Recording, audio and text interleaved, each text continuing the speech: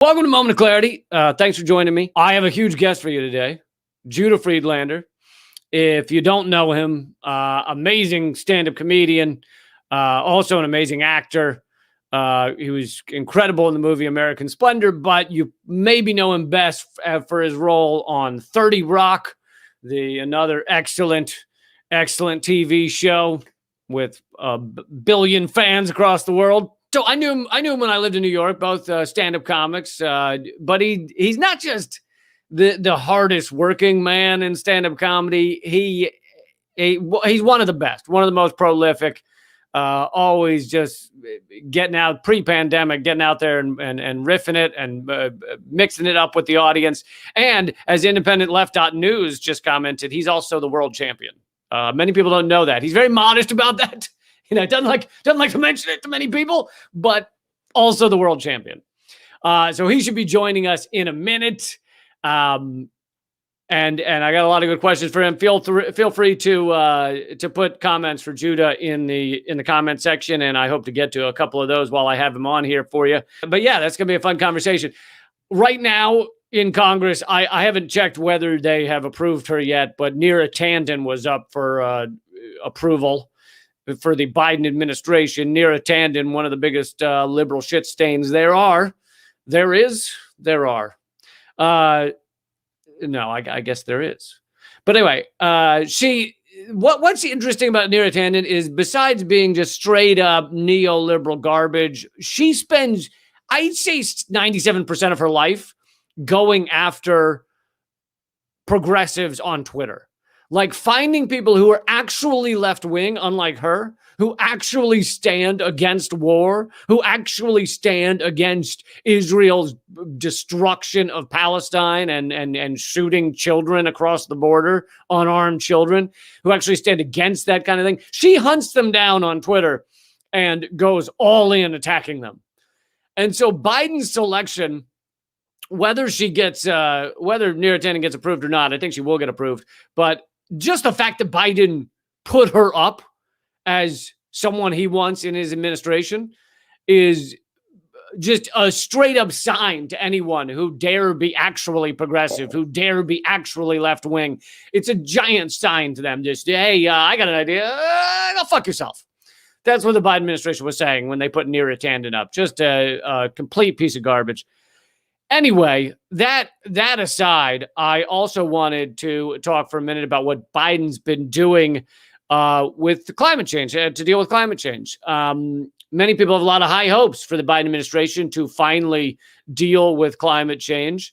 And so there's an article in Popular Resistance by Jonathan Burley called "The Biden Climate Plan, Part 1, A Drop in the Bucket" is the name of the article.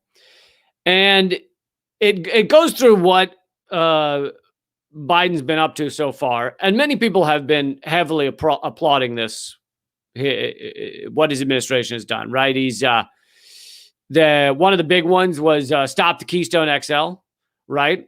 And people are going nuts about that. Look at this. Biden, he actually cares about the planet. He actually cares about the climate. Oh my God, what a fucking climate hero Biden is. The problem is, first of all, the Keystone XL was already stopped by Obama before Trump got into office. Trump then restarted it. So really Biden's just going along with what Obama had done.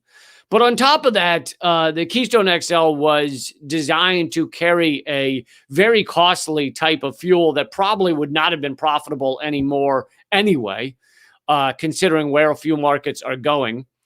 Beyond that, there's endless number of pipelines that Biden has not stopped, which we must, if we are going to survive climate change. And he hasn't, spoken out about those things. He hasn't said, I'm working on it. He hasn't said any of those things. But beyond that, this article gets in, again, this is a Popular Resistance, great outlet if you want to check them out. But it gets into what needs to be done versus what Biden and the Democrats are saying. They're not even, what they have proposed is not even, it's a drop in the bucket, as the title says.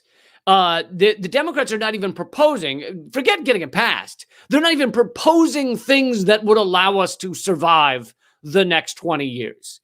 They're not even putting forward proposals that could get there. And as we saw with the Green New Deal, which was already the Democratic version of the Green New Deal that Ocasio-Cortez put forward, was already a watered down version of the Green Party's Green New Deal that actually would have created change. So they took a watered down version, they put it in front of Congress, and then Nancy Pelosi and the main Democratic establishment looks at that and scoffs at it, calls it the Green Dream or whatever. Literally, quote, the Green Dream or whatever, unquote. That's what she called it.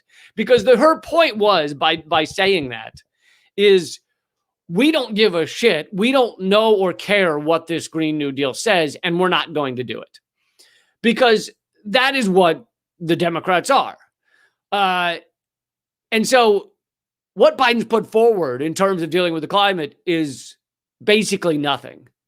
And yet our mainstream media, if you turn on your mainstream media, if you turn on any of these channels about what Biden's doing about the climate, they talk about how amazing he is, how amazing administration already is with dealing with the climate because they're not Donald Trump.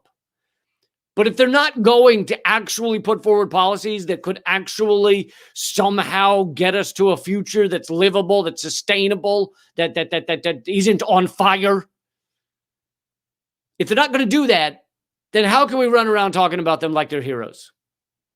It is just window dressing. It's just a little sideshow to make you think they care about the climate. And he'll say things in speeches like Biden called Trump a climate arsonist in his speeches. Well, let me ask you this. If Trump's policies are causing the world to be on fire and Biden's policies are hardly different, then what does that make Biden? Sounds like you're one of those arsonists also. And in terms of another one that people are really jumping up and down about, another change that the Biden administration have done is to end oil gas drilling leases in federal land, like federal parks, national parks. And this has been, let me see if I can find the actual quote. He's also ended the distribution of new oil and gas leases on federal lands. But here's the thing. That apparently will not have hardly any effect for years because that's new leases. And these companies have already stockpiled leases. So oil and gas companies already have the leases that they need to do the drilling they want to do. And Biden's administration has just said they're not giving out any new ones, which, yes, is better than giving out new ones. You know, it's like if a house is on fire and you dump a bucket of water on the front door. It's better than not dumping a bucket of water, but it ain't going to save your house. Still going up in flames. And so I don't know. I'm just so fucking done with people running around talking about how the Biden administration is just above and beyond great for the planet because look at him compared to Trump. Look at the differences. Yeah, they're hardly differences. Candace, I'd like to address what you just said. You said you have to start somewhere. But here's the thing. That'd be fine if this was a start. But this is not a start. This is what the Biden administration and the corporate Democrats put forward in order to make it look like they care, to make it look like they're really doing something. And it's not a start. It's not a start down the path we need to start down to actually change these things. If you wanted to start, and this is not to say succeed, but if you wanted to start down that path, then you would put forward a plan that would literally completely stop oil and gas, stop emissions in the span of a few years. That is the only way we're going to survive this goddamn shitstorm. And instead, this start that they've put forward is really just, it's a mask they put on to make it look like they care about climate change. a friend of mine, an activist named Ed Fallon in Iowa. I mentioned this recently. He was in Iowa. Biden was campaigning, and he went up to him. Ed Fallon walked across the United States to raise attention for climate change. Literally with a group of like 7 to 10 people or something. Like, it was a tiny group of people. He fucking walked across the United States. When was the last time you walked across the United States for anything? I know I haven't. I'm lucky if I walk 5 blocks to the market when I'm out of fucking beer. I'm like, oh, that sounds like too much of a walk. I'll just drink the rubbing alcohol in the bathroom. Because I can't. You got to put on your shoes. I mean, who puts on their shoes nowadays? We all just live in our apartments and never leave. That's how that works. I'm not walking nowhere. Anyway, walked across the United States. So Ed Fallon goes up to Joe Biden at his campaign stops in Iowa. And I always love Iowa because you get these people that have never interacted with human beings, and all of a sudden they are like at a Waffle House and they don't understand how to talk to regular humans. So he goes up to Joe Biden and he says, Biden, Joe, my buddy Joe, he said, you say you care about climate change, but you say in your stances and your platforms, you're supporting all the same fracking, all the same oil pipe. You haven't stood up against oil pipelines. Obama bragged about having put down more oil pipelines than any president before him. He said enough to wrap around the earth 3 times, and you were in the Obama administration. So why would I vote for you if I care about climate change if you're doing all those things? And Biden's response was, oh, you're a Trump voter? Well, go vote for Trump then. And Ed Fallon goes, no, I'm not a Trump voter. I'm left wing. I want you to convince me to vote for you. And Biden was like, go vote for Trump then. Go vote for Trump. That was his answer when he was asked, why do you support all these oil pipelines? Anyway, I thought that spoke to just exactly who Joe Biden is. In a minute here, we will have Judah Friedlander. For those of you just joining, so Judah's here. I'll bring him in a second. For those of you just joining, by the way, please share this. Let people know. I want to reintroduce. I said who he was at the beginning, but I want to reintroduce Judah. Incredible actor, incredible comedian. I lived in New York for 12 years doing stand-up comedy. We saw each other at the clubs a lot, and honestly, one of the hardest working and most incredible comedians out there. One of the, because there was a lot of there's tons of this in LA. There's some of it in New York, but people that kind of claim to be comedians or stand-up comics, but they're more like actors who have 10 minutes and they, so they have their 10 jokes and they go up there and pretend to be comedians. And for those of us who were the real comedians touring the country, playing fucking dive bars when we're starting out. And then even once you're quote unquote successful, quote unquote, have a career, you're still playing in front of 50 people at the comic strip in New York City or the Comedy Cellar. Those people that pretend, fake it being stand-up comics, those people, we kind of look down on them. Judah's the opposite. Judah is fucking one of the hardest working stand-up comics I've ever met, and just phenomenally funny.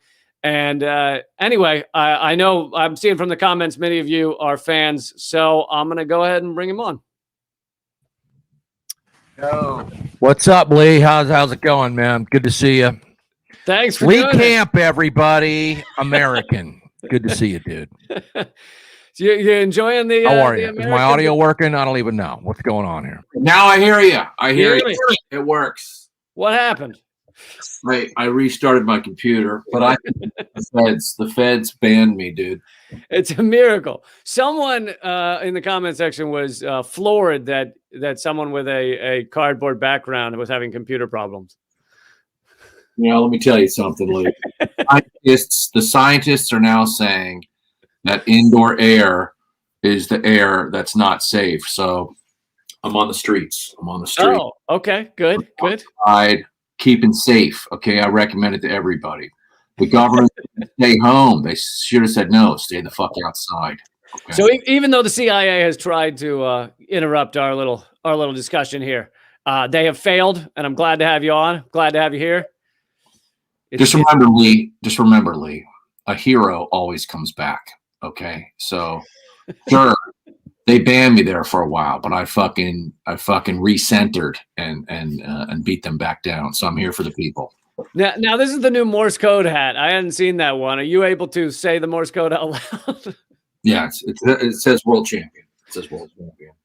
And it also says there's a lot of winners watching this right now. A lot of winners watching this. Absolutely. Several hundred winners. Yep. So let's see. Shall we just start off with the heavy and give your give a quick 30-second clip from one of your Zoom shows? Look, we're Americans. It's your show. You do whatever you want. Okay. So every week, usually 2 to 3 times a week, I put on 2-hour live stream stand-up shows. They're pay what you want. And it's not like Instagram Live or something where you just type in questions and I respond. It's like people can ask questions with their face, with their voice. So it's in Zoom, and I usually do about 90 minutes, and then I have 2 comics on before me doing about 10 minutes. And yeah, it's interactive. Natalie McGill, the correspondent from Redacted Tonight. Yeah, she's been on it a bunch. She was on it just a few days ago. My next one is this Saturday, 9 p.m. Eastern. And then I usually do one about one a week or one every 2 weeks at 3 p.m. New York time, so that it's 8 p.m. in the UK and 9 p.m. in most of Europe. So I do one that way too. So yeah, you've gotten big over there too. I've toured the UK, did Edinburgh Fringe Festival several times. How do you like it over there? It's great. It's very different, and it's very different depending on where you go. Every country's different, and just like in the U.S., things are, a little similar in some ways, depending, even if you're in a very right-wing area, there's going to be left-wing pockets within that city or place, Well, and I find they seem to know, the audiences there seem to know more about our politics than your average American does. Yeah, no, it's, they definitely do, and I think just world politics in general, in the U.S., there's always the, whether people realize it or not, the propaganda of us being number one and stuff like that. And that's the kind of stuff I satirize. I did a show about a year and a half ago in Switzerland, and that was interesting because, like, how the U.S., different cities, there's like, oh, this is a good neighborhood, this is a bad neighborhood. Like, Europe has that with countries. Like, as soon as you get to Switzerland, you're like, oh, okay, this whole country is a rich neighborhood. This is fancy. They still got that Nazi gold, Yeah, they don't need humor there. They have too much money for culture. It's just like, we're rich. We don't need comedy. We don't need But did you tell all your neutral jokes? I did do something. You got to try to get to Sweden at some point. Sweden's really good for comedy. I've performed in Sweden. Yeah, it's excellent. Okay, yeah, it's great. It's great. They speak better English than Americans do, and they speak much better English than people in England. It's like, wow, they're really easy to understand. No, I like traveling all around, but obviously not now. Right now, I'm just doing shows on the internet, and they work very similarly to shows at venues. It's very interactive. As an audience, you can have your camera off, you can have it on, you can have your mic on or off, you can ask me questions, so it works well. But let's play the 30-second clip real quick. Yeah, this is from my Instagram page, but it's from the Zoom shows. Like, when you become president, I want to know if you'll be making lower income people pay less taxes and higher income people pay more taxes, or other way around. What are you feeling about this? Who let this fucking communist into this show? Unfucking believable. Yes, well, I'm going to get to that in a minute. That's a great question. It's a great question, young man. I actually recently just made a documentary about how giant corporations pay $0 in taxes. Currently, I'm pitching the documentary to Netflix and Amazon. Haven't heard back yet.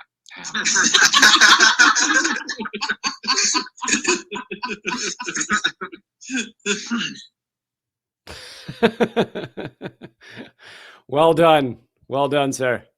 Yeah, thanks. Yeah, the shows, I started doing them in, I think, June or July. And, I'd never done, I'm 75 years old. I'm not online now. I never even heard of, you can do shows online, and but I'm quite used to it now, and I do a few of them a week. So my website's pretty outdated, but my Twitter and Instagram is where people can be. I haven't. I do these type of shows, but I haven't done the Zoom stand-up show yet. But I do miss obviously the touring, and we have hired a couple, like 5-6 people to boo me during Redacted Tonight. So that's, that's been good. Okay. But no, I haven't done the Zoom shows, but I know Natalie loves opening. Yeah, she's great. She's great. She has really good sets on the shows, and how do you come up with so much new stuff? You fill 2 hours? It's incredible. Yeah. Well, we're in very interesting times where there's a lot to talk about. So, you do a TV show a week. So, you're coming up with a lot of material, there's, yeah. Unfortunately, there's a lot to talk about. It'd be great if there was a little less to talk about, but we're, it's an interesting, there's a lot to talk about if there wasn't a pandemic going on. You've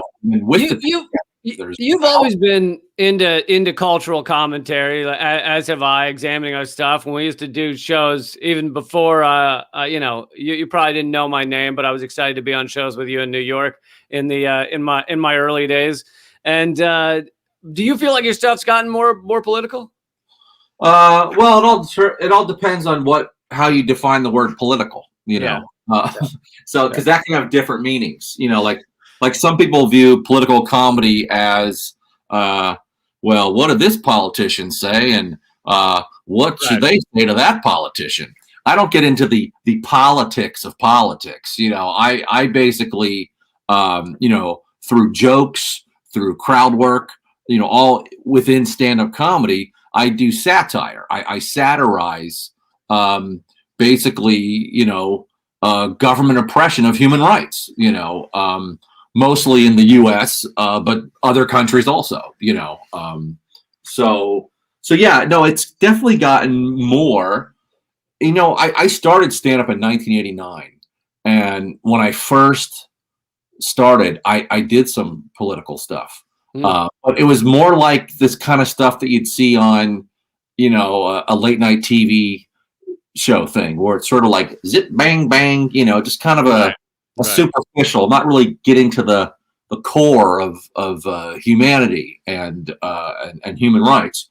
And then because even as a kid, like when I was 10, I was drawing political cartoons and stuff. And then I don't know, 15 years ago or something like that, I sort of started to figure out how I could do political, for lack of a better term, or stuff where instead of talking about the minutia of things or just what's topical that week, talking about the big structural human rights issues, and unfortunately, when you're talking about healthcare, when you're talking about the environment, when you're talking about racism, classism, sexism, unfortunately, it would be great if doing a joke on that didn't have a long shelf life, if it, and then progress actually happened fast. But unfortunately, doing bits about all those huge subjects, you do a joke on, sexism or racism, and racism will not be solved or, the next week. So that joke still works years later.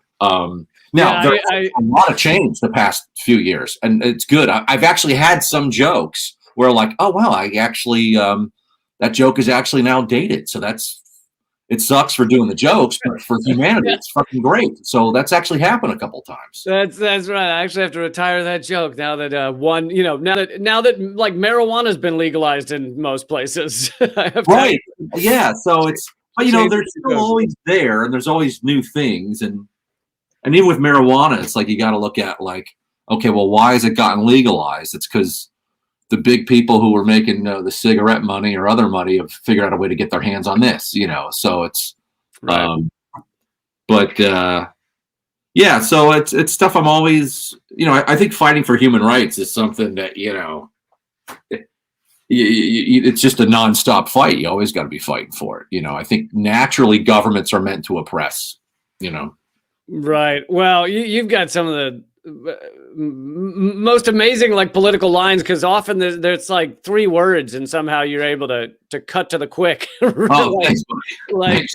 When you're doing crowd work and someone says they're from Israel and you say, what part of Palestine are you from? Oh yeah, I have that on my stand-up special. Yeah, it's like with 4 words you get to the bottom of it. Yeah. I have some new stuff on Palestine and the whole region, Israel and the Middle East there. But no, I probably have. Yeah, so I have. In case anyone hasn't seen it or wants to watch it, I mean, I think most people probably have seen it. I do have a special. It's on Netflix. I made it 100% independently. I filmed it in 2016 and 2017. It came out in 2017. It doesn't have a cardboard background. It's got a brick background, right? Yeah, mostly, yes. Yeah, it's filmed in black and white. It's really a stand-up performance film, but Netflix wouldn't allow me to say that. They had to be labeled a Netflix special, even though they didn't make it. I made it and then I sold it to them. But it's called America is the Greatest Country in the United States, and came out in 2017. I think all of it still works. But I probably have about 3 hours of new stuff since then or more. So the live stream shows that I do now are all new material, and I'll be putting out some new specials somewhere. I don't know where, but if nobody buys them, I'll just put them out online, on my website or YouTube or wherever.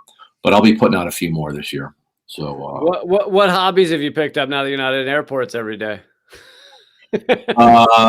Yeah, I have some bits on that, but I'm not going to go into those. Okay, all right. I do have bits on those. Nothing really, just I have OCD, so being constantly terrified keeps me very busy. Very, very busy. Yeah, never bored. If you have OCD, you're never ever bored. No, just trying to keep busy can be challenging sometimes, but no, just doing comedy, getting some exercise here and there, and then just tons of busy work. I don't know, I always seem to have fucking annoying busy work, but I hear you. I haven't really been keeping on. So I 7 years ago I left New York to come to DC and make the Redacted Tonight. Not long already. Wow. Yeah, it's I amazing. probably first met you then like 15 years ago or something. I know, it's amazing. I first met you at the comic strip in New York. I think that's why I first remember meeting you at the comic strip. Right. But I was going to ask you if you know how the clubs are doing. Are they hanging in there or what?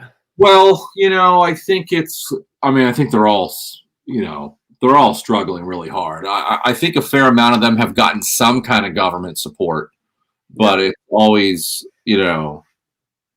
I think it really runs the gamut of some clubs, getting a fair amount and some not. But it's a real struggle. I mean, the government's, it's just not doing enough to take care of people and businesses. I mean, period. I mean, they're pretty much not doing. I mean, I think obviously, the current administration is not nearly as bad as the last administration, but still not nearly what the people need. Yes. I mean, that, but it's very hard. It's very hard. So a couple clubs have closed. and then a lot are really struggling. Yeah. There's only one I know of that's actually where they own their space. The Comedy Cellar, I believe. They have 3 rooms. 2 of them around the corner. They're newer ones. I don't think they own those spaces, but their original one, they actually own that space. So they should be fine. But I mean, a lot of them are, they've got to be really, really struggling. Yeah. Yeah. Venues in general. I mean, not just comedy venues, but like when I go on the road, I do a lot of music venues or small theaters, and a lot of them are struggling. Yeah. Yes. Crazy times. As people are. And that's why I make my shows. All my shows are pay what you want, So it's just because it's very, no matter where you stand politically, times are difficult. The billionaires are doing well. That's it. Billionaires. They're doing great, man. And I was worried about them. I was worried about them. So it's they're like great year. What a great year. But no. Are you heavily invested? You heavily invested in Bitcoin and Dogecoin? I know nothing about that, and that second one, I don't even know how to pronounce it. But I just know nothing about that stuff. So I think it's either going to be completely full of shit and nothing, or it's actually going to be legitimate.